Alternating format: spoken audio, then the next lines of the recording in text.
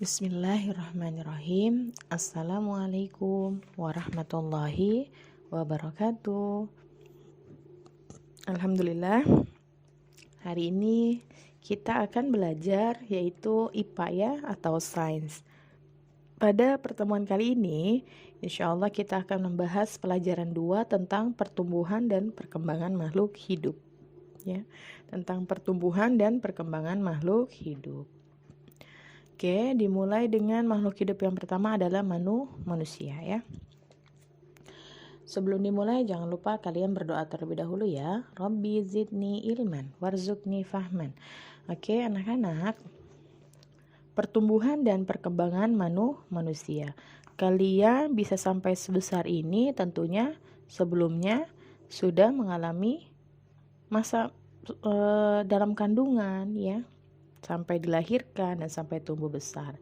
Jadi itu semua ada tahapannya ya, ada tahapan pertumbuhan dan perkembangannya. Baiklah, kita langsung saja.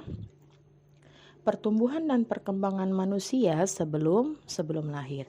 Jadi sebelum kalian lahir, kalian tentunya ada di mana? Yaitu berada di dalam kandungan ibu ya, berada di dalam rahim ibu. Nah, di dalam rahim ibu itu, seorang anak itu disebut janin. Jadi dia kalau belum keluar, masih di dalam kandungan, itu disebutnya janin ya.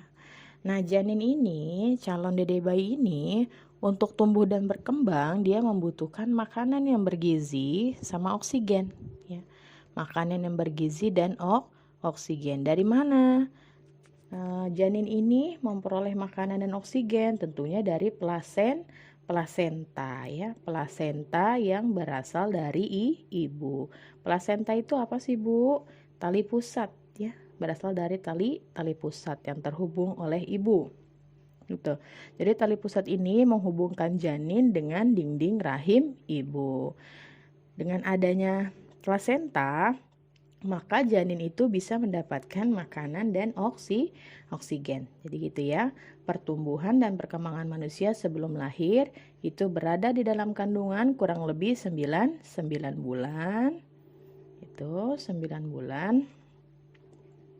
Lalu janin ini bisa mendapatkan makanan oksigen dari plasenta. Plasenta adalah tali pusat. Oke, kita lanjutkan. Berikutnya adalah pertumbuhan dan perkembangan manusia. Masih manusia. Nah, setelah di dalam kandungan apa yang terjadi? Lahir. Nah, setelah lahir tentunya nanti akan mengalami perkembangan dan pertumbuhan lagi ya. Dimulai dari apa? Setelah lahir, dia pastinya dede bayi belum bisa ngapa-ngapain. Belum bisa merangkak, belum bisa tengkurap ya.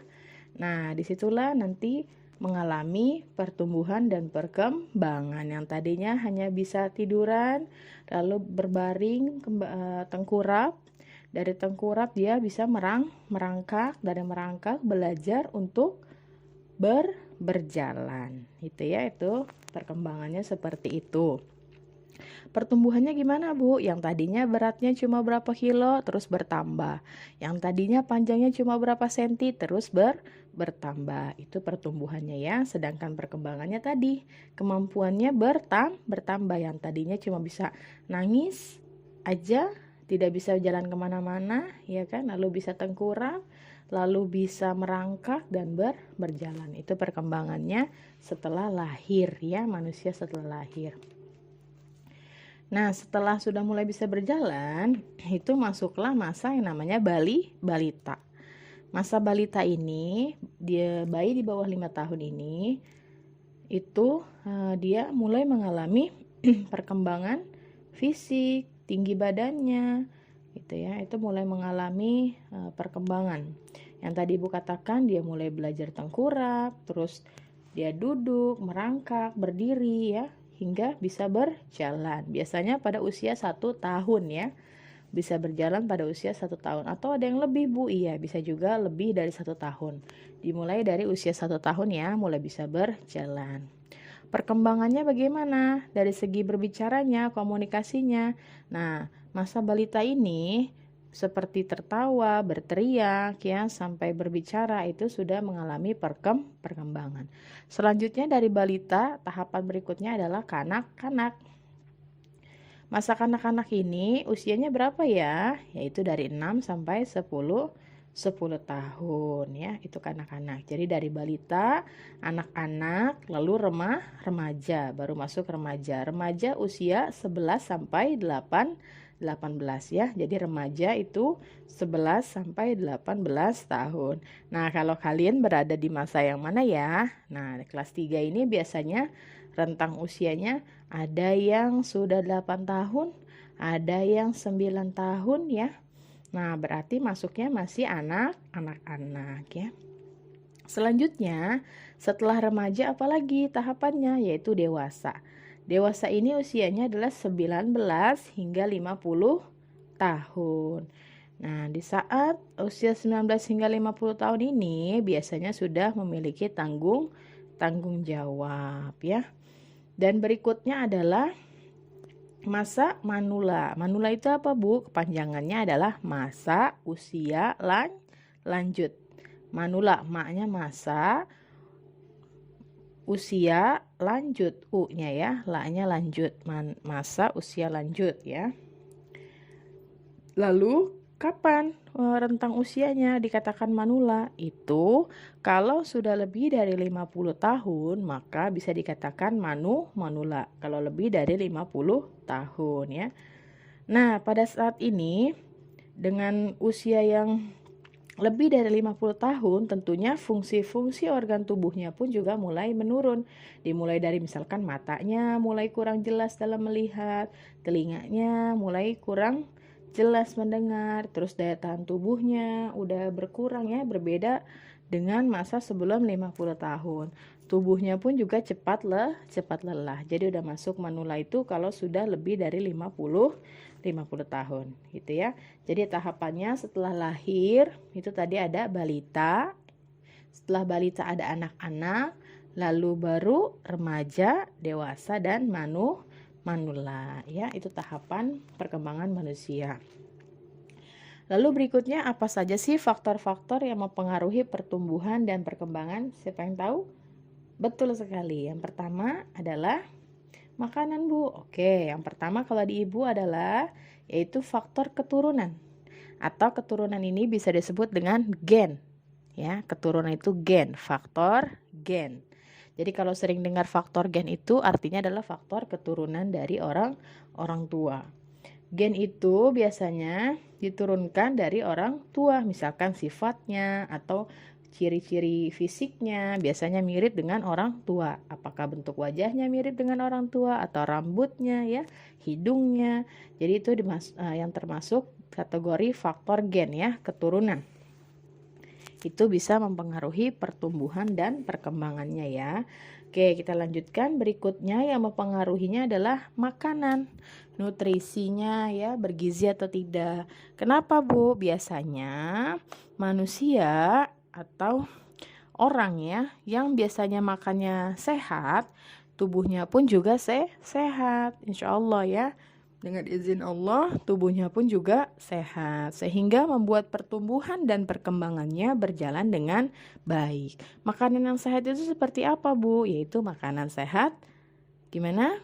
4 sehat, 5 sempurna ya. Karbohidratnya bagaimana? Proteinnya, lemaknya, vitamin, mineralnya cukup atau tidak untuk tubuh.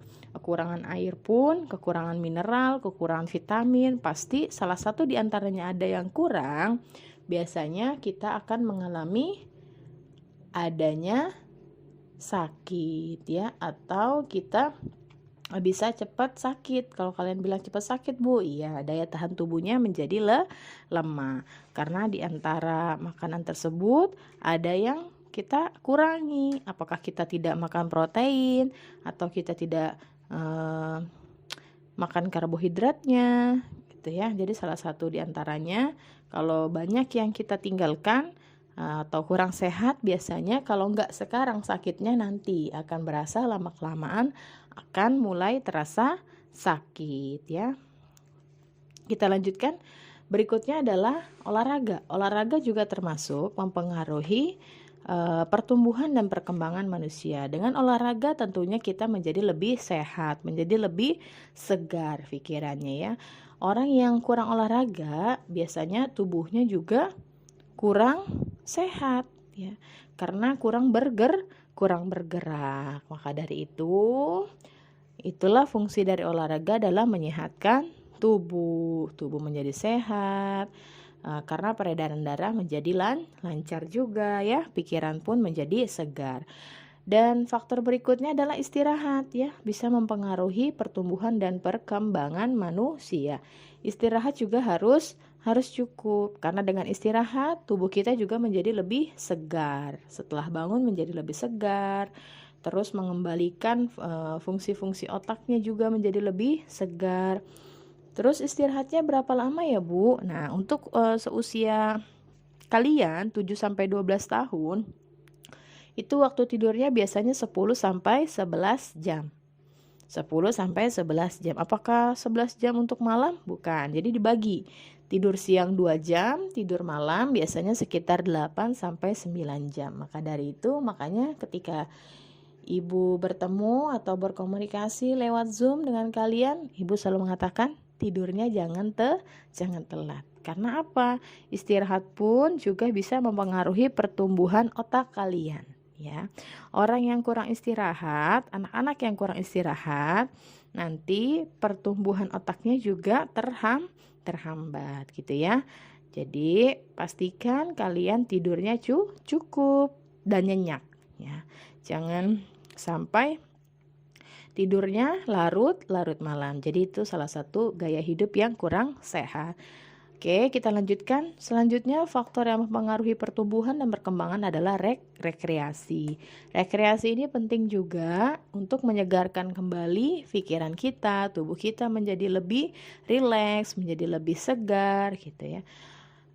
Rekreasinya kemana, Bu? Apakah harus jalan-jalan kemana? Enggak juga ya. Rekreasi ini kita bisa hanya sekedar dengan cara misalkan ke halaman rumah gitu, berkumpul dengan keluarga. Itu juga termasuk rekreasi ya. Oke, kita lanjutkan. Faktor berikutnya adalah lingkungan. Lingkungan bisa, Bu, mempengaruhi pertumbuhan dan perkembangan manusia. Bisa. Kenapa? Contohnya, misalkan lingkungan kalian cahaya mataharinya kurang ya. Di rumah kalian cahaya matahari itu kurang masuk. Jadi nggak masuk matahari. Nah, tentunya ini akan mempengaruhi pertumbuhan dan perkembangan kalian. Kalian kekurangan vitamin D.